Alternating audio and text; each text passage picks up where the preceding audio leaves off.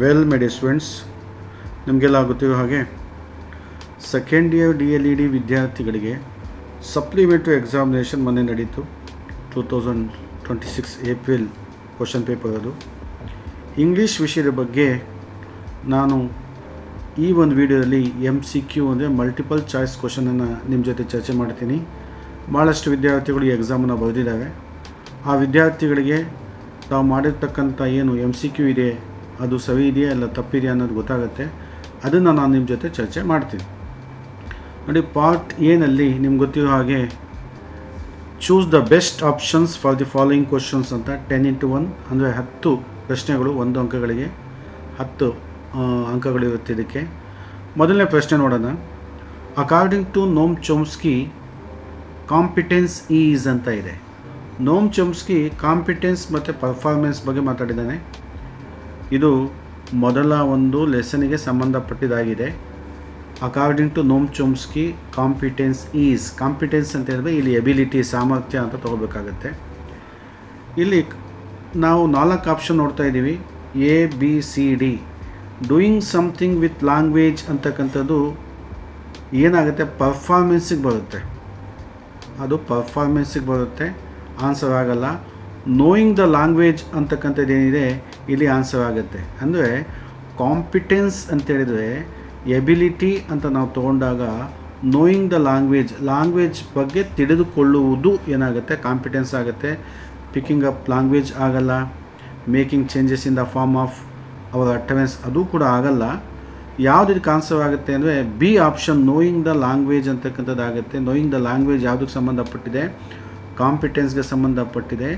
Doing something with the language ಯಾವುದಕ್ಕೆ ಸಂಬಂಧಪಟ್ಟಿದೆ, ಪರ್ಫಾರ್ಮೆನ್ಸ್ಗೆ ಸಂಬಂಧಪಡುತ್ತೆ. ನೋಮ್ ಚೋಮ್ಸ್ಕಿ ಮೊದಲನೇ ಚಾಪ್ಟರಲ್ಲಿ ಕಾಂಪಿಟೆನ್ಸ್ ಮತ್ತು ಪರ್ಫಾರ್ಮೆನ್ಸ್ ಬಗ್ಗೆ ಹೇಳಿದ್ದಾವೆ. ಕಾಂಪಿಟೆನ್ಸ್ ಅಂದರೆ ನೋಯಿಂಗ್ ದ ಲ್ಯಾಂಗ್ವೇಜು ಮತ್ತು ಪರ್ಫಾರ್ಮೆನ್ಸ್ ಅಂದರೆ ಡೂಯಿಂಗ್ ಸಮಥಿಂಗ್ ವಿತ್ ಲ್ಯಾಂಗ್ವೇಜ್ ಅಂತ ಇದೆ. ನೀವು ಬೇಕಾದರೆ ನಿಮ್ಮ ಸೋರ್ಸ್ ಬುಕ್ಕಲ್ಲಿ ಅದನ್ನು ನೋಡ್ಕೋಬೋದು, ಅಲ್ಲೂ ಕೂಡ ನಿಮಗೆ ಆನ್ಸರ್ ಸಿಗುತ್ತೆ. ಈ ಪ್ರಶ್ನೆಗೆ ಎಲ್ಲರೂ ಸರಿಯಾದ ಉತ್ತರ ಮಾಡಿದ್ದೀವಿ ಅಂತ ಅಂದ್ಕೊಳ್ತೀನಿ. Question number 2, auditory learners may not learn through ಅಂತ ಇದೆ. ಆಡಿಟ್ರಿ ಅಂತ ಹೇಳಿದ್ರೆ ಕೇಳಿ ಕಲಿತಕ್ಕಂಥ ವಿದ್ಯಾರ್ಥಿಗಳು. ಇದು ಲರ್ನಿಂಗ್ ಸ್ಟೈಲ್ಸಲ್ಲಿ ಬರುತ್ತೆ, ಮೊದಲನೇ ಚಾಪ್ಟರ್ಗೆ ಸಂಬಂಧಪಟ್ಟಿದ್ದು. Auditory learners, visual learners, kinesthetic learners ಅಂತ ಇದೆ, ಕೆಸ್ಥೆಟಿಕ್ಕು. ಆಡಿಟ್ರಿ ಅಂತ ಹೇಳಿದರೆ ಕೇಳಿ ಕಲಿತಕ್ಕಂಥದ್ದು. Auditory learners may not learn, may not ಅಂದರೆ ಕಲಿಯೋದಿಲ್ಲ ಅಂತ. ಯಾವುದರಿಂದ ಕಲಿಯೋದಿಲ್ಲ, ಯಾವುದರಿಂದ ಕಲಿತವೆ ಮೊದಲು ನೋಡೋಣ. ನೋಡಿ, ಆಡಿಟ್ರಿ ಅಂದರೆ ಕೇಳೋದು. Discussion with tutors and fellow students, ಇದು ಡಿಸ್ಕಷನ್, ಚರ್ಚೆ ವಿದ್ಯಾರ್ಥಿಗಳಿಗೆ ಕೇಳಿಸುತ್ತೆ, ಇಲ್ಲಿ ಕೇಳಿ ಕಲಿ ಅದು ಆಗುತ್ತೆ. Reading out loud wave they can ಅಂದರೆ ಗಟ್ಟಿಯಾಗಿ ಓದ್ತಕ್ಕಂಥದ್ದು, ಅದು ಕೂಡ ನಾವೇನು ಮಾಡ್ಬೋದು, ಆಡಿಟ್ರಿ ಲರ್ನರ್ಸಲ್ಲಿ ನೋಡ್ಬೋದು. ರೆಕಾರ್ಡಿಂಗ್ ಲೆಕ್ಚರ್ಸ್ ಮತ್ತು ಕಾನ್ವರ್ಸೇಷನ್ ಅಂದರೆ ಉಪನ್ಯಾಸಗಳನ್ನು, ಸಂಭಾಷಣೆಗಳನ್ನು ರೆಕಾರ್ಡ್ ಮಾಡಿ ಕೇಳ್ತಕ್ಕಂಥದ್ದು ಕೂಡ ಏನಾಗುತ್ತೆ, ಆಡಿಟ್ರಿ ಲರ್ನರ್ಸ್ ಮಾಡ್ತವೆ. ಆದರೆ auditory learners may not learn, may not ಅಂತ ಹೇಳಿದ್ರೆ ಯಾವುದು ಕಲಿಯೋದಿಲ್ಲ, ಯಾವುದರಿಂದ ಕಲಿಯೋದಿಲ್ಲ ಅಂತ. Copying material and information from the board. ನೋಡಿ, ಮೆಟೀರಿಯಲ್ಸನ್ನ ಕಾಪಿ ಮಾಡ್ಕೊಳೋದು ಮತ್ತು ಮಾಹಿತಿಯನ್ನು ಕಾಪಿ ಮಾಡ್ಕೊಳೋದು ಬೋರ್ಡಿಂದ, ಇದು ಏನಾಗುತ್ತೆ, ಆನ್ಸರ್ ಆಗುತ್ತೆ. ಯಾಕೆ ಅಂತ ಹೇಳಿದ್ರೆ ಇದರಿಂದ ಆಡಿಟ್ರಿ ಲರ್ನರ್ಸು ಕಲಿಯೋದಿಲ್ಲ. ಮೇ ನಾಟ್ ಅಂತ ಇದೆ, ಇಲ್ಲಿ ನಾಟ್ ಅಂತಕ್ಕಂಥದ್ದು ಇಂಪಾರ್ಟೆಂಟು. ಇಲ್ಲಿ ನೋಡಿ, ನಾಟ್ ಅಂತ ಇದೆ. ಆಡಿಟ್ರಿ ಲರ್ನರ್ಸ್ ಮೇ ನಾಟ್ ಅಂತ ಹೇಳಿದ್ರೆ ಕಲಿಯೋದಿಲ್ಲ. ಯಾವುದರಿಂದ ಕಲಿಯೋದಿಲ್ಲ, ಕಾಪಿಂಗ್ ಮೆಟೀರಿಯಲ್ ಆ್ಯಂಡ್ ಇನ್ಫಾರ್ಮೇಷನ್ ಅಂದರೆ ಮೆಟೀರಿಯಲ್ಸನ್ನು ಕಾಪಿ ಮಾಡಿಕೊಂಡು, ಮಾಹಿತಿಯನ್ನು ಕಾಪಿ ಮಾಡಿಕೊಂಡು ಬೋರ್ಡಿಂದ ಕಲಿಯೋಕ್ಕಾಗಲ್ಲ. ಯಾಕೆ, ಅಲ್ಲಿ ಅವರಿಗೆ ಕೇಳಿಸುವುದಿಲ್ಲ. ಅಂದರೆ ಕೇಳಿ ಕಲಿತಕ್ಕಂಥದ್ದು. ರೆಕಾರ್ಡಿಂಗ್ ಕೇಳಿಸುತ್ತೆ, ರೀಡಿಂಗ್ ಔಟ್ ಕೇಳಿಸುತ್ತೆ, ಡಿಸ್ಕಷನ್ ಕೇಳಿಸುತ್ತೆ. ಆದರೆ ಇಲ್ಲಿ ಮೇ ನಾಟ್ ಅಂತ ಇರೋದಕ್ಕೆ ನಾವು ಆನ್ಸರ್ ಯಾವುದಾಗಬೇಕು, ಇದಾಗಬೇಕು. ಇದೆಲ್ಲ ಏನಾಗುತ್ತೆ, ಆನ್ಸರ್ ತಪ್ಪಾಗ್ಬಿಡುತ್ತೆ. ಸೊ ಹೀಗೆ ನೀವೇನು ಮಾಡಬೇಕು, ಯೋಚನೆ ಮಾಡಿ ಆನ್ಸರನ್ನು ಮಾಡಬೇಕಾಗುತ್ತೆ. ಬಹುಶಃ ನೀವು ಇದನ್ನು ಆನ್ಸರ್ ಮಾಡಿದ್ವಿ ಅಂತ ಅಂದ್ಕೊಡೋಣ. ಕ್ವಶನ್ ನಂಬರ್ 3 ನೋಡೋಣ. Find out the false statement which related to young learners. ನೋಡಿ, ಫಾಲ್ಸ್ ಅಂತ ಕೊಟ್ಟಿದ್ದಾನೆ, ತಪ್ಪು ಸ್ಟೇಟ್ಮೆಂಟ್ ಅಂತ. ಫಾಲ್ಸ್ ಅಂದರೆ ತಪ್ಪು. ಯಾವುದು ತಪ್ಪು ಸ್ಟೇಟ್ಮೆಂಟ್ ಇದೆ, ಯಾವುದಕ್ಕೆ ಸಂಬಂಧಪಟ್ಟಂತೆ, ಮಕ್ಕಳಿಗೆ, ಚಿಕ್ಕ ಮಕ್ಕಳಿಗೆ ಸಂಬಂಧಪಟ್ಟಂತೆ ಇಲ್ಲಿ ತಪ್ಪು ಸ್ಟೇಟ್ಮೆಂಟ್ ಯಾವುದು ಅಂತಕ್ಕಂಥದ್ದಿದೆ. ಇಲ್ಲಿ ದೇ ನೀಡ್ ಆ್ಯಂಡ್ ಎಂಜಾಯ್. ನೋಡಿ, ಅವರು ಮಕ್ಕಳು ಎಂಜಾಯ್ ಮಾಡ್ತವೆ, ಅದು ಸರಿಯಾದ statement. They find it easy to still, ಇದು ಅಂದರೆ ಒಂದೇ ಕಡೆ ಅವರು ಕೂತ್ಕೊಳ್ತಾರ, ಬಹಳ ಹೊತ್ತು ಬಹಳ ಸುಲಭವಾಗಿ ಚಿಕ್ಕ ಮಕ್ಕಳು ಒಂದೇ ಕಡೆ ಕೂತ್ಕೊಳ್ತಾರ. ಯೋಚನೆ ಮಾಡಿ. Most of them are in the first stages of learning to read and write. ಅನೇಕ ಮಕ್ಕಳು ಮೊದಲನೇ ಸ್ಟೇಜಲ್ಲಿ ಇರ್ತವೆ, ಓದೋದು ಬರೆಯೋದು. ಓಕೆ, ಇದು ಇರುತ್ತೆ. They need multi sensory experience ಅಂತ ಇದೆ. ಅವ್ರಿಗೆ ಮಲ್ಟಿ ಸೆನ್ಸರಿ ಎಕ್ಸ್ಪೀರಿಯನ್ಸ್ ಬೇಕಾಗುತ್ತೆ. ಅವ್ರು ಟಚ್ ಮಾಡ್ತವೆ, ಬಾಯಿಗೆ ಇಟ್ಕೊಳ್ತವೆ, ಮತ್ತು ಅವ್ರೇನು ಮಾಡ್ತಾರೆ, ಯಾವುದೇ ಒಂದು ಆಟದ ಸಾಮಾನು ಕೊಟ್ಟರೆ ಅದನ್ನು ಕಚ್ಚಿ ನೋಡ್ತವೆ, ಬಾಯಿಗೆ ಇಟ್ಕೊಳೋದು, ಟಚ್ ಮಾಡೋದು ಅವೆಲ್ಲ ಇರುತ್ತೆ. ಮಲ್ಟಿ ಸೆನ್ಸರಿ ಎಕ್ಸ್ಪೀರಿಯನ್ಸ್ ಇರುತ್ತೆ. ಆದರೆ ಇಲ್ಲಿ ಯಾವ್ದು ಕೇಳಿದಾನೆ, ಫಾಲ್ಸ್ ಸ್ಟೇಟ್ಮೆಂಟ್ ಕೇಳಿದಾನೆ ನೋಡಿ. ಇಲ್ಲಿ ಯಾವ ಈ ಕ್ವಶನ್ ಪೇಪರಲ್ಲಿ ತಪ್ಪು ಆನ್ಸರ್ನ ಮಾರ್ಕ್ ಮಾಡಿದ್ದಾರೆ. ನಾನು ಇದನ್ನ ಫೋಟೋ ಓಡ್ಕೊಂಡು ಒಂದು PDF ಮಾಡ್ಕೊಂಡು ನಿಮ್ಗೆ ಹಾಕ್ತಾಯಿದ್ದೀನಿ. ನನಗೆ PDF ಸಿಕ್ಕಿಲ್ಲ. ಯಾವುದೋ ಒಂದು ಕ್ವಶನ್ ಪೇಪರ್ ಏನು ಮಾಡಿದ್ದೀನಿ, ಸ್ಟೂಡೆಂಟಿನ ಇಟ್ಕೊಂಡು ಫೋಟೋ ಮಾಡಿದ್ದೀನಿ, ಏನು ಮಾಡ್ತಾಯಿದ್ದೀನಿ ನಿಮ್ಮ ಜೊತೆ ಡಿಸ್ಕಸ್ ಮಾಡ್ತಾಯಿದ್ದೀನಿ ನಾನು. ಇಲ್ಲಿ ನೋಡಿ, ಸಿ ಏನಿದೆ, they find it easy to sit still ಅಂದರೆ ಸ್ತಬ್ಧವಾಗಿ, ಮೂಮೆಂಟ್ಸ್ ಇಲ್ದಂಗೆ, ಚಲನೆ ಇಲ್ದಂಗೆ ಒಂದೇ ಕಡೆ ಕೂತ್ಕೊಂಡ್ಬಿಡ್ತವೆ ಅವ್ರು ಸುಲಭವಾಗಿ ಮಕ್ಕಳು. ಇಲ್ಲ ಅಂದರೆ ಫಾಲ್ಸ್ ಸ್ಟೇಟ್ಮೆಂಟ್ ಯಾವುದು, ಸಿ. ಆನ್ಸರ್ ಯಾವ್ದು ಹಾಕಬೇಕಾಗತ್ತೆ, ನೀವು ಸಿ ಅನ್ನು ಹಾಕಬೇಕಾಗತ್ತೆ. ಇದು ತಪ್ಪಾಗುತ್ತೆ, ಇದು ತಪ್ಪಾಗುತ್ತೆ, ಇದು ತಪ್ಪಾಗುತ್ತೆ. ಯಾಕೆಂದರೆ ಇವೆಲ್ಲ ಕರೆಕ್ಟ್ ಸ್ಟೇಟ್ಮೆಂಟು. ಅವ್ನು ಕೇಳಿರೋದು ಯಾವುದು, ಫಾಲ್ಸ್ ಸ್ಟೇಟ್ಮೆಂಟು. ತಪ್ಪು ಸ್ಟೇಟ್ಮೆಂಟ್ ಯಾವುದು ಅಂತೇಳಿದ್ರೆ ಮಕ್ಕಳು, ದೇ ಅಂದರೆ ಮಕ್ಕಳು, find it easy to sit still. Still ಅಂದರೆ ಸ್ತಬ್ಧವಾಗಿ, ಮೂಮೆಂಟ್ಸ್ ಇಲ್ದಂಗೆ ಒಂದೇ ಕಡೆ ಮಕ್ಕಳು ಕೂತ್ಕೊಂಡ್ಬಿಡ್ತವೆ. ಇಲ್ಲ, ಇದೇ ಫಾಲ್ಸ್ ಸ್ಟೇಟ್ಮೆಂಟು. ಆನ್ಸರ್ ಯಾವ್ದು ತೊಗೋಬೇಕು, ಸಿ ತೊಗೋಬೇಕು. ಹಿಂಗೆ ನಾವು ಬಹಳ ಯೋಚನೆ ಮಾಡಿ ಏನು ಮಾಡಬೇಕು, ಆನ್ಸರ್ ಮಾಡಬೇಕಾಗತ್ತೆ. 4ನೇದು ನೋಡಿ, ನಾನು ಮೊದಲೇ ಹೇಳ್ದಂಗೆ ಇದು ಫೋಟೋ ತೆಗೆದು ಏನು ಮಾಡ್ತಾಯಿದ್ದೀನಿ ನಿಮ್ಮ ಜೊತೆ ಡಿಸ್ಕಸ್ ಮಾಡ್ತಾಯಿದ್ದೀನಿ. ಅದಕ್ಕೆ ಸ್ವಲ್ಪ ಆ ಕಡೆ ಈ ಕಡೆ ಅಕ್ಷರಗಳು ಹೋಗಿದೆ. 4ನೇದು ನೋಡಿ, miming combing hair is an example. ಈಗ ತಲೆ ಬಾಚುವಂತಹ ಒಂದು ಕೆಲಸನ ಮಕ್ಕಳು ಮಾಡ್ತಾಯಿದ್ದಾವೆ. ತಲೆ ಬಾಚ್ಕೊಳೋದು ಸುಮ್ಮನೆ ಅಂದರೆ ಶಾಲೆಯಲ್ಲಿ ನೀನು ಹೇಗೆ ತಲೆ ಬಾಚ್ಕೊಳ್ತೀಯಾ ಅಂತ ಕೇಳಿದಾಗ ಅವ್ರು ತಲೆ ಬಾಚಿ ಅವ್ರು ಏನು ಮಾಡ್ತಾನೆ, ತೋರಿಸ್ತಾನೆ. ಅದನ್ನು ಮೈಮಿಂಗ್ ಕೂಂಬಿಂಗ್ ಹೇವ್ ಅಂತ ಹೇಳ್ತೀವಿ. ಮೈಮಿಂಗ್ ಅಂದರೆ ಆ್ಯಕ್ಟಿಂಗ್ ಮಾಡೋದು. ತಲೆ ಬಾಚೋ ಹಾಗೆ ಆ್ಯಕ್ಟಿಂಗ್ ಮಾಡ್ತಕ್ಕಂಥದ್ದು, ನಟನೆ ಮಾಡ್ತಕ್ಕಂಥದ್ದು ಯಾವುದಕ್ಕೆ ಸಂಬಂಧಪಟ್ಟಿದೆ ಅಂತ. ಲಿಸನ್ ಆ್ಯಂಡ್ ಕಲರ್ ಆಗಲ್ಲ, ಕಲರ್ಗೂ ತಲೆಗೂ ಸಂಬಂಧನೇ ಇಲ್ಲ. ಲಿಸನ್ ಆ್ಯಂಡ್ ಐಡೆಂಟಿಫೈ, ಕೇಳಿ ಮತ್ತು ಐಡೆಂಟಿಫೈ ಮಾಡೋದು ಇಲ್ಲವೇ ಇಲ್ಲ. ಲಿಸನ್ ಆ್ಯಂಡ್ ರೆಸ್ಪಾಂಡ್, ಲಿಸನ್ ಮತ್ತು ರೆಸ್ಪಾನ್ಸ್ ಮಾಡೋದು ಅದು ಕೂಡ ಆಗಲ್ಲ. ಇಲ್ಲಿ ಪರ್ಫಾರ್ಮೆನ್ಸ್ ಮಾಡ್ತಾ ಇದ್ದಾವೆ. ಅಂದರೆ ನೀನು ಮಕ್ಕಳಿಗೆ ಟೀಚರು ನೀನು ತಲೆ ಬಾಚ್ಕೋಬೇಕು, ತೋರಿಸು, ನಟನೆ ಮಾಡು ಅಂದಾಗ ಮಕ್ಕಳು ಏನು ಮಾಡ್ತವೆ, ಅದನ್ನು ತಲೆ ಬಾಚಿ ತೋರಿಸ್ತವೆ. ಅಂದರೆ ಇದು ಯಾವುದಕ್ಕೆ ಆನ್ಸರ್ ಆಗುತ್ತೆ, ಲಿಸನ್ ಆ್ಯಂಡ್ ಪರ್ಫಾರ್ಮ್. ಇಲ್ಲಿ ಯಾವ ಸಿ ಈ ಸ್ಟೂಡೆಂಟು ಕರೆಕ್ಟಾಗಿ ಆನ್ಸರ್ ಮಾಡಿದ್ದಾವೆ ಎಕ್ಸಾಮಲ್ಲಿ, ಅವ್ರು ಮಾರ್ಕ್ ಮಾಡ್ಕೊಂಡಿದ್ದಾರೆ ನೋಡಿ. ಲಿಸನ್ ಆ್ಯಂಡ್ ಪರ್ಫಾರ್ಮ್ ಏನಿದೆ ಇಲ್ಲಿ ಕರೆಕ್ಟಾಗಿರ್ತಕ್ಕಂಥ ಆನ್ಸರು. ಯಾವುದೇ ಪರ್ಫಾರ್ಮೆನ್ಸನ್ನು ನಟನೆ ಮಾಡಿದಾಗ ಅದನ್ನು ಕೇಳಿ ಪರ್ಫಾರ್ಮ್ ಮಾಡೋದು ಅಂತಕ್ಕಂಥದ್ದು ಹೇಳ್ತೀವಿ. ಇಲ್ಲಿ ಆನ್ಸರ್ ಏನಾಗುತ್ತೆ, ಲಿಸನ್ ಆ್ಯಂಡ್ ಪರ್ಫಾರ್ಮ್ ಆಗುತ್ತೆ ಅಂತಕ್ಕಂಥದ್ದು. ಕ್ವಶನ್ ನಂಬರ್ 5 ಹೋಗೋಣ. ಸ್ಕ್ಯಾನಿಂಗ್ ಈಸ್ ಫಾರ್ ಅಂತ ಇದೆ ನೋಡಿ. ಇದು ಸ್ಕ್ಯಾನಿಂಗ್ ಅಂತಕ್ಕಂಥದ್ದು ರೀಡಿಂಗ್ ಟೆಕ್ನಿಕ್. ಸ್ಕಿಮ್ಮಿಂಗ್ ಸ್ಕ್ಯಾನಿಂಗ್ ಬಗ್ಗೆ ಈಗಾಗಲೇ ನಾನು ಅನೇಕ ಸತಿ ಹೇಳಿದ್ದೀನಿ ನಿಮಗೆ ನನ್ನ ವಿಡಿಯೋಗಳಲ್ಲಿ. ಓದುವಂತಹ ಟೆಕ್ನಿಕ್ಸ್ ಅದು ಸ್ಕಿಮ್ಮಿಂಗ್ ಆ್ಯಂಡ್ ಸ್ಕ್ಯಾನಿಂಗ್. ಸ್ಕ್ಯಾನಿಂಗ್ ಏನು ಅಂತ ಕೇಳಿದ್ದಾರೆ. ಸ್ಕ್ಯಾನಿಂಗ್ ಅಂದರೆ recognise the script of language ಅಲ್ವೇ ಅಲ್ಲ. ಲ್ಯಾಂಗ್ವೇಜ್ ಸ್ಕ್ರಿಪ್ಟನ್ನು ರೆಕಗ್ನೈಸ್ ಮಾಡ್ತಕ್ಕಂಥದ್ದು ಅಲ್ಲ. Getting an over all idea of the paragraph, ಇದು ಸ್ಕಿಮ್ಮಿಂಗ್ ಆಗುತ್ತೆ, ಸ್ಕ್ಯಾನಿಂಗ್ ಆಗಲ್ಲ. ಅದಕ್ಕೆ ತಪ್ಪು. Guessing meaning of words from the context, ಅಂದರೆ ಸಂದರ್ಭಕ್ಕೆ ಅನುಗುಣವಾಗಿ ಒಂದು ಟೆಕ್ಸ್ಟಿಂದ ನಾವು ಪದಗಳ ಮೀನಿಂಗನ್ನು ಗೆಸ್ ಮಾಡ್ತಕ್ಕಂಥದ್ದು ತಪ್ಪು. ನೋಡಿ, ಲುಕ್ಕಿಂಗ್ ಫಾರ್ ಸ್ಪೆಸಿಫಿಕ್ ಇನ್ಫಾರ್ಮೇಷನ್, ನಿರ್ದಿಷ್ಟವಾದಂಥ ಮಾಹಿತಿಯನ್ನು ಹುಡುಕೋದು ಏನಾಗುತ್ತೆ, ಸ್ಕ್ಯಾನಿಂಗ್ ಆಗುತ್ತೆ. ಇಲ್ಲಿ ಯಾವ ಸ್ಟೂಡೆಂಟು ಸಿ ಅಂತ ಹಾಕ್ಕೊಂಡಿದ್ದಾರೆ, ತಪ್ಪು ಮಾಡಿದ್ದಾರೆ ಅವರು.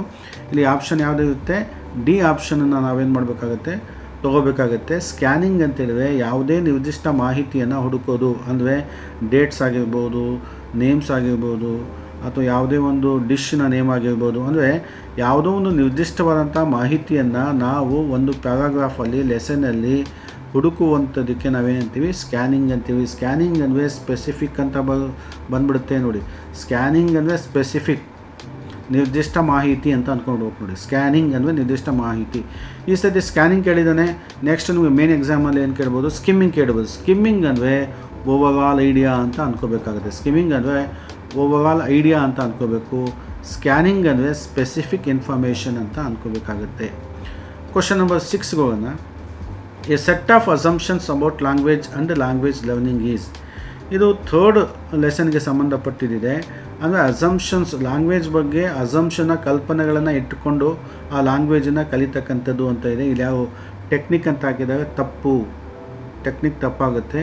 ಇದು ಮೆಥಡ್ ಅಂದರೆ ಓವರ್ ಆಲ್ ಪ್ಲಾನ್ ಆಗುತ್ತೆ. ಟೂಲ್ ಕೂಡ ಆಗಲ್ಲ. ಟೂಲ್ ಅಂದರೆ ಸಾಧನ ಆಗಲ್ಲ ನೋಡಿ. ಇದು ಯಾವುದರಲ್ಲಿದೆ, ಲೆಸನ್ ನಂಬರ್ 3ನಲ್ಲಿದೆ. ಆ್ಯನ್ ಅಪ್ರೋಚ್ ಆನ್ಸರ್ ಆಗುತ್ತೆ. ನೀವು ಸೋರ್ಸ್ ಬುಕ್ಕಲ್ಲಿ ನೋಡ್ಕೊಳ್ಳಿ. A set of assumptions about language ಅಂತ ಹೇಳಿದ್ರೆ ಒಂದು ಲ್ಯಾಂಗ್ವೇಜ್ ಬಗ್ಗೆ ಕಲ್ಪನೆಗಳು, ಪರಿಕಲ್ಪನೆಗಳು, ಲ್ಯಾಂಗ್ವೇಜ್ ಲರ್ನಿಂಗ್ ಈ ಥರ ಬಂತು. ಸೆಟ್ ಆಫ್ ಅಸಂಪ್ಷನ್ಸ್ ಅಂತ ಬಂತು ಅಂದರೆ ಅಪ್ರೋಚ್ ಅಂತ ಆಗ್ಬೇಕು ನೀವು. ಇದು ನೀವು ಸೋರ್ಸ್ ಬುಕ್ಕಲ್ಲಿ ಥರ್ಡ್ ಲೆಸನಲ್ಲಿ ನೋಡಿಕೊಡಿ, ಬೇಕಾದರೆ ಇದಕ್ಕೆ ಆನ್ಸರ್ ನಿಮಗೆ ಸಿಗುತ್ತೆ. ಇಲ್ಲಿ ಒಬ್ಬ ವಿದ್ಯಾರ್ಥಿ ಏನು ಮಾಡೋದು, ಬಿ ಅಂತ ಹಾಕಿ ತಪ್ಪು ಮಾಡ್ಕೊಂಡಿದ್ದಾರೆ. Question number 7. Among the communicative competence the learner must become aware of the social meaning of language from is ಅಂತ ಇದೆ. ನೋಡಿ, ಸೋಷಲ್ ಬಂತು ಅಂದರೆ ನೀವು ಸೋಷಲ್ ಮೀನಿಂಗ್ ಆಫ್ ಲ್ಯಾಂಗ್ವೇಜ್ ಬಂತು ಅಂದರೆ ಸೋಷಿಯಲ್ ಲಿಂಗ್ವಿಸ್ಟಿಕ್ ಕಾಂಪಿಟೆನ್ಸ್ ಆಗಿಬಿಟ್ಟು ಕಣ್ಣು ಮುಚ್ಕೊಂಡು ಆಗಿಬಿಡಿ ನೀವು. ನೋಡಿ, ಸೋಷಲ್ಲು ಮತ್ತು ಲ್ಯಾಂಗ್ವೇಜು ಅಂತ ಬಂತು ಅಂದರೆ ಸೋಷಿಯೋ ಲಿಂಗ್ವಿಸ್ಟಿಕ್ ಕಾಂಪಿಟೆನ್ಸ್ ಅಂತ ನೀವು ಹಾಕಲೇಬೇಕಾಗತ್ತೆ. ಯಾಕೆಂದರೆ ಇಲ್ಲಿ ಸೋಷಿಯಲ್ ಬಂದುಬಿಟ್ಟಿದೆ. ಅಮಾಂಗ್ ದ ಕಮ್ಯುನಿಕೇಟಿವ್ ಕಾಂಪಿಟೆನ್ಸ್ ಈ ಲರ್ನರ್ ಮಸ್ಟ್ ಬಿಕಮ್, ಲರ್ನರ್ಗೆ ಇದೊಂದು ಕಮ್ಯುನಿಕೇಟಿವ್ ಕಾಂಪಿಟೆನ್ಸ್ ಅಂದರೆ ಮೆಥಡ್, ಇದು ವಿಧಾನ. Learner must become aware of the social meaning of language ಅಂದರೆ ಕಲಿತಕ್ಕಂಥ ವಿದ್ಯಾರ್ಥಿಗೆ ಅಥವಾ ಕಲಿಕಾರ್ಥಿಗೆ ಸೋಷಿಯಲ್ ಮೀನಿಂಗ್ ಆಫ್ ಲ್ಯಾಂಗ್ವೇಜ್ ಗೊತ್ತಿರಬೇಕು. ಸಾಮಾಜಿಕವಾಗಿ ಭಾಷೆಯನ್ನು ಹೇಗೆ ಬಳಸಬೇಕು, ಮನೆಯಲ್ಲಿ ಮಾತಾಡ್ತಕ್ಕಂಥ ಭಾಷೆನೇ ಬೇರೆ, ಸಾಮಾಜಿಕವಾಗಿ ಮಾತಾಡ್ತಕ್ಕಂಥ ಭಾಷೆನೇ ಬೇರೆ. ಮನೇಲಿ ಮಾತಾಡೋಕ್ಕೆ ನಾವು ಸಾಮಾಜಿಕವಾಗಿ ಮಾತಾಡಲ್ಲ. ಸೊ ಆ ಸಾಮಾಜಿಕವಾಗಿ ಮಾತನಾಡುವಂಥ ಭಾಷೆಯ ಮೀನಿಂಗ್ ಗೊತ್ತಿರಬೇಕು ಅಂದರೆ ಅದರ ಅರ್ಥ ಏನು, ಸೋಷಿಯೋ ಲಿಂಗ್ವಿಸ್ಟಿಕ್ ಕಾಂಪಿಟೆನ್ಸ್ ಇರಬೇಕು ಅವನಿಗೆ. ಅಂದರೆ ಸಮಾಜದಲ್ಲಿ ಲ್ಯಾಂಗ್ವೇಜನ್ನು ಹೇಗೆ ಬಳಸಬೇಕು ಅನ್ನುವಂಥ ಸಾಮರ್ಥ್ಯದ ಬಗ್ಗೆ ಅವನಿಗೆ ಗೊತ್ತಿರಬೇಕಾಗತ್ತೆ. ಇದನ್ನು ಸೋಷಿಯೋ ಲಿಂಗ್ವಿಸ್ಟಿಕ್ ಕಾಂಪಿಟೆನ್ಸ್ ಅಂತೀವಿ. ಈ ಆಪ್ಷನನ್ನು ನೀವು ಆಯ್ಕೆ ಮಾಡ್ಕೋಬೇಕು. ಇಲ್ಲಿ ಲಿಂಗ್ವಿಸ್ಟಿಕ್ ಕಾಂಪಿಟೆನ್ಸ್ ಇದೆ, ಇದು ತಪ್ಪು. ನೆಕ್ಸ್ಟ್ ಕ್ವಶನ್ ನಾವು 8ಕ್ಕೆ ಹೋಗೋಣ. 8ರಲ್ಲಿ ಏನಿದೆ, TOEFL and IELTS R example for ಅಂತ ಇದೆ. ಈ ಮೊದಲು TOEFL ಏನು ಅಂತಕ್ಕಂಥ ನಾವು ತಿಳ್ಕೊಬೇಕಾಗುತ್ತೆ. ಇದು ಕೂಡ ನಿಮಗೆ 5ನೇ ಚಾಪ್ಟ್ರಲ್ಲಿ ಬಂದಿದೆ. ಇದು 5ನೇ ಚಾಪ್ಟರ್ಗೆ ಸಂಬಂಧಪಟ್ಟಿದ್ದು. TOEFL ಅಂದರೆ ಅದನ್ನು ನಾವು ಎಕ್ಸ್ಪ್ಯಾಂಡ್ ಮಾಡಿದಾಗ ಏನಾಗುತ್ತೆ, test of English language, test of English as A foreign language ಅಂತ, ಆ್ಯಸ್ ಎ ಫಾರಿನ್ ಲ್ಯಾಂಗ್ವೇಜ್ ಅಂತ ಬರುತ್ತೆ. ಲ್ಯಾಂಗ್ವೇಜ್ ಅಂತ ನೋಡಿ, ಟಿ ಅಂದರೆ ಟೆಸ್ಟ್ ಆಫ್, ಓ ಅಂದರೆ ಆಫು, ಆಮೇಲೆ ಇ ಅಂದರೆ ಇಂಗ್ಲೀಷ್, ಆ್ಯಸ್ ಎ, ಎಫ್ ಅಂದರೆ ಫಾರಿನ್, ಎಲ್ ಅಂದರೆ language. Test of English as A foreign language ಅಂತ ಇದು ಅರ್ಥ. ಮತ್ತು IELTS ಅಂದರೆ ಐ ಅಂದರೆ ಇಂಟರ್ನ್ಯಾಷನಲ್, ಐ ಅಂದ್ರೇನು ಇಂಟರ್ನ್ಯಾಷನಲ್, ಮತ್ತು ಇ ಅಂದರೆ ಇಂಗ್ಲೀಷ್, ಇಂಟರ್ನ್ಯಾಷನಲ್ ಇಂಗ್ಲೀಷ್, ಎಲ್ ಅಂದರೆ ಲ್ಯಾಂಗ್ವೇಜ್, ಆಮೇಲೆ ಟಿ ಅಂದರೆ ಟೆಸ್ಟಿಂಗ್, ಎಸ್ ಅಂದರೆ ಸಿಸ್ಟಮ್. ನೋಡಿ, international English language testing system ಅಂತ IELTS. ಇದು ಯಾವುದಕ್ಕೆ ಎಕ್ಸಾಂಪಲ್, ಇದೊಂದು ಟೆಸ್ಟ್ಗಳು. ಇದು ಯಾವುದಕ್ಕೆ, ಡಯಾಗ್ನೋಸ್ಟಿಕ್ ಟೆಸ್ಟು ಆಗಲ್ಲ, ಆಪ್ಟಿಟ್ಯೂಡ್ ಟೆಸ್ಟ್ ಆಗಲ್ಲ, ಅಚೀವ್ಮೆಂಟ್ ಟೆಸ್ಟು ಅಲ್ಲ. ಇದು ಯಾವ ಟೆಸ್ಟು ಅಂದರೆ ಪ್ರಾಫಿಷಿಯನ್ಸಿ ಟೆಸ್ಟ್ಗೆ ಇಲ್ಲಿ ಈ ಎರಡೂ ಟೆಸ್ಟ್ಗಳನ್ನು ಬಳಸ್ತವೆ. TOEFL ಅಂತೇಳಿದ್ರೆ test of English as A foreign language ಅಂತ. IELTS ಅಂತೇಳಿದ್ರೆ international English language testing system ಅಂತ ಹೇಳ್ಬಿಟ್ಟು. ಇದನ್ನು ನೀವು ನೋಡ್ಕೊಡಿ. ಇದು ಫುಲ್ ಫಾರ್ಮನ್ನು ಎಕ್ಸ್ಪ್ಯಾಂಡ್ ಮಾಡೋಕ್ಕೆ ಹೇಳ್ಬಿಡುತ್ತೆ. ಅದಕ್ಕೆ ನಾನು ಇಲ್ಲಿ ಬರ್ದಿದ್ದೀನಿ. TOEFL test of English as A foreign language, IELTS ಅಂದರೆ international English language testing system ಅಂತ ಹೇಳ್ಬಿಟ್ಟು. ಸೊ ಇದನ್ನು ನೀವು ಬರ್ಕೊಡಿ. ಇದು ಯಾವುದಕ್ಕೆ ಎಕ್ಸಾಂಪಲ್ ಅಂದರೆ ಪ್ರಾಫಿಷಿಯನ್ಸಿ, ಒಬ್ಬ ವ್ಯಕ್ತಿಯ ಅಥವಾ ಸ್ಟೂಡೆಂಟಿನ ಅಭ್ಯರ್ಥಿಯ ಪ್ರಾಫಿಷಿಯನ್ಸಿ ಟೆಸ್ಟ್ ತೊಗೋಬೇಕಾದ್ರೆ ಈ ಎರಡೂ ಟೆಸ್ಟನ್ನು ನಾವು ಮಾಡಬೇಕಾಗತ್ತೆ. ಇದು ನಡೆಯುತ್ತೆ. ಯಾವುದರಲ್ಲಿ ನಡೆಯುತ್ತೆ ಅಂತ ಹೇಳಿದ್ರೆ ಪ್ರಾಫಿಷಿಯನ್ಸಿ ಟೆಸ್ಟಲ್ಲಿ ನಡೆಯುತ್ತೆ. ನೋಡಿ, TOEFL ಬಂತು, IELTS ಬಂತು ಅಂತ ಹೇಳಿದ್ರೆ ನೀವು ಯಾವುದಕ್ಕೆ ತೊಗೋಬೇಕಾಗುತ್ತೆ, ಪ್ರಾಫಿಷಿಯನ್ಸಿ ಟೆಸ್ಟ್. ಇಲ್ಲಿ ಆ ವಿದ್ಯಾರ್ಥಿ ಕರೆಕ್ಟ್ ಆನ್ಸರ್ ಮಾಡಿದ್ದಾರೆ, ಪ್ರಾಫಿಷಿಯನ್ಸಿ ಟೆಸ್ಟ್ ಇದಕ್ಕೆ ಆನ್ಸರ್ ಆಗುತ್ತೆ ಅಂತಕ್ಕಂಥದ್ದು. ಕ್ವಶನ್ ನಂಬರ್ 9ಗೆ ಹೋಗೋಣ. Which is not an example for authentic material. Not example ಅಂತ ನೋಡಿ, ಇದು ಅನೇಕ ಸತಿ ಕ್ವಶನ್ ಕೇಳಿದ್ದಾನೆ, ಇಲ್ಲೂ ಕೂಡ ಕೇಳಿದ್ದಾನೆ. ನಾಟ್ ಎಕ್ಸಾಂಪಲ್ ಅಂತ ಹೇಳಿದರೆ ಟೆಕ್ಸ್ಟ್ ಬುಕ್ ಆಗುತ್ತೆ.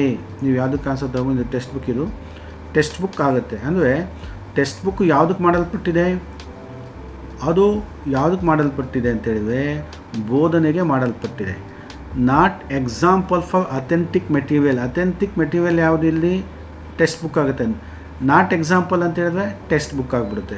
ನೋಡಿ, ವಿಸಿಟಿಂಗ್ ಕಾರ್ಡು ಟೀಚಿಂಗ್ಗೆ ಮಾಡಲ್ಪಟ್ಟಿಲ್ಲ, ಮೆನು ಕಾರ್ಡ್ಸು ಟೀಚಿಂಗ್ ಮಾಡಲ್ಪಟ್ಟಿಲ್ಲ, ನ್ಯೂಸ್ ಪೇಪರು ಟೀಚಿಂಗ್ಗೆ ಮಾಡಲ್ಪಟ್ಟಿಲ್ಲ. ಇವೆಲ್ಲ ಎಂತಹದ್ದು ಅಂದರೆ ನಾನ್ ಪೆಡಗಾಗಿಕ್ ಅಂತ. ನಾನ್ ಪೆಡಗಾಗಿಕ್ ಟೀಚಿಂಗ್ ಮಾಡಲ್ಪಟ್ಟಿಲ್ಲ ಅಂತ. ಇದೆಲ್ಲ ಟೀಚಿಂಗ್ಗೆ ಮಾಡಲ್ಪಟ್ಟಿಲ್ಲ.